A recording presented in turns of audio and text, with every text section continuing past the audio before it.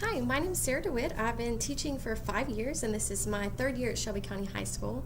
And this year in particular has been very exciting for me because I've been able to take a step in a leadership role and lead a team of teachers to develop a new program at Shelby County. We call it 3PT, and it's basically a program that allows flexibility in the way that students learn. So implementing this kind of program within the walls of a traditional high school has not been easy, but it's actually the thing that made me interested in administration in the first place.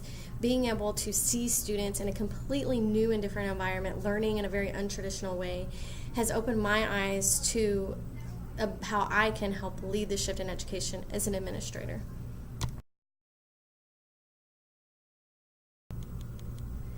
So one skill that I think I possess that is going to help me be an effective administrator is the fact that I'm very organized and I communicate very clearly. One thing I've learned in my role as leader this year is that principals have so much information to organize, whether it's from simple dates to complex new system. And I was able to practice these skills this year in 3PT. And because 3PT was such a new program, we had so many different systems, from mentoring to pace tracking to check-in systems. And this could have been very frustrating for my team, but I think because I organized the systems effectively and clearly communicated them, my teachers really understood their roles. I created a single document explaining every new procedure. I even gave examples to help them. And on top of that, I set aside time each week to really monitor the implementation of these systems just to make sure that all teachers were staying true to what the procedures were. And I think this led to a very smooth year for myself and my team, and led to a very smooth year for our students. The second skill I think I possess that's going to help me be an effective administrator is collaboration. So I've always deeply valued diversity in ideas and the opinions of others. And that's allowed me to foster collaboration between my colleagues. I think I definitely identify most with a democratic leadership approach. So effective communication is key. I always make it a point to get feedback and input from my team. And without those diversity of ideas, this year in particular, I don't think the 3PT program would have been as successful. And so I also think that collaborating with teachers makes teachers feel empowered, which makes them perform better. So collaboration is key to an effective administrator. So I'm excited to be able to practice those skills. Finally, I think the third skill that I possess that's really going to help me be an effective administrator is my ability to improve instruction. So last year I worked with an amazing instructional coach who really opened my eyes to what it meant to be a good coach of instruction.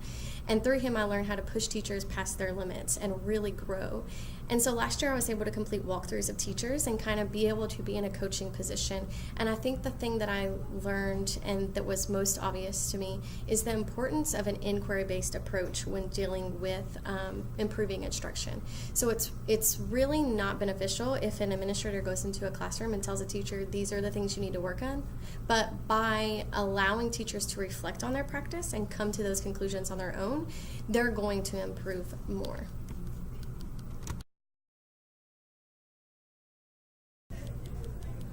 So of course there are many qualities that an effective principal must possess. I believe the most important quality that I possess that's going to help me become an effective administrator is just my reflective nature and the fact that I always try to practice a growth mindset.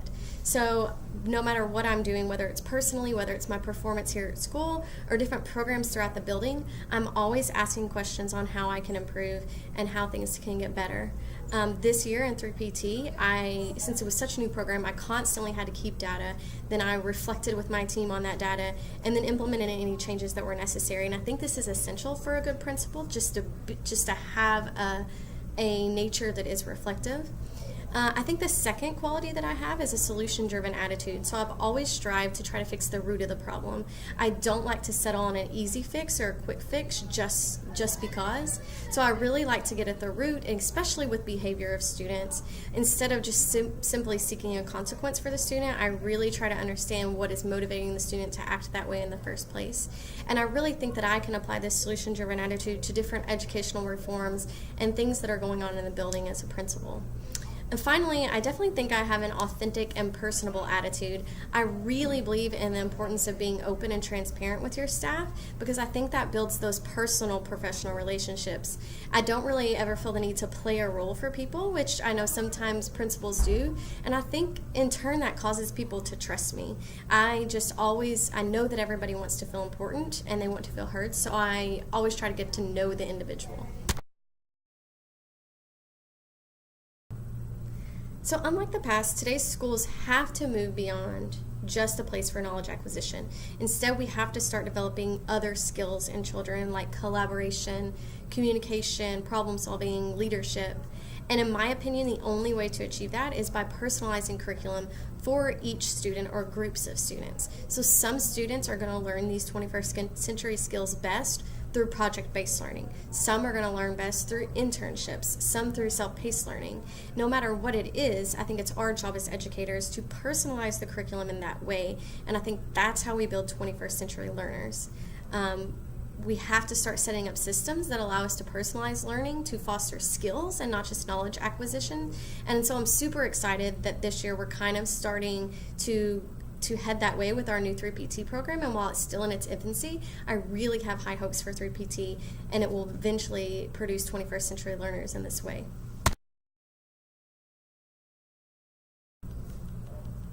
So obviously there are many different roles that principals hold. Two of those are a school manager and an instructional leader. And while many people see these roles very differently, I think they go hand in hand, and I think that an effective principal must be successful at blending both of these roles together in order to positively impact student achievement. And if you think about it, most people think the principal's most important role is an instructional leader, being in the classroom, and I completely agree. Nothing excites me more than being an administrator in a classroom and helping teachers and students learn and grow. However, the system manager aspect of it, being able to deal with budgets, discipline meetings, staff meetings, testing schedules, that all helps to build the culture of a school.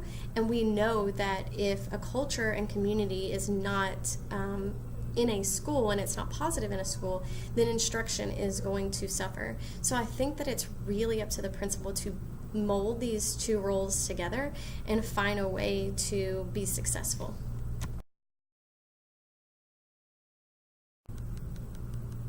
So because I've never been an administrator, I do not feel like I completely understand all the concepts behind educational law and how it applies to my daily practice.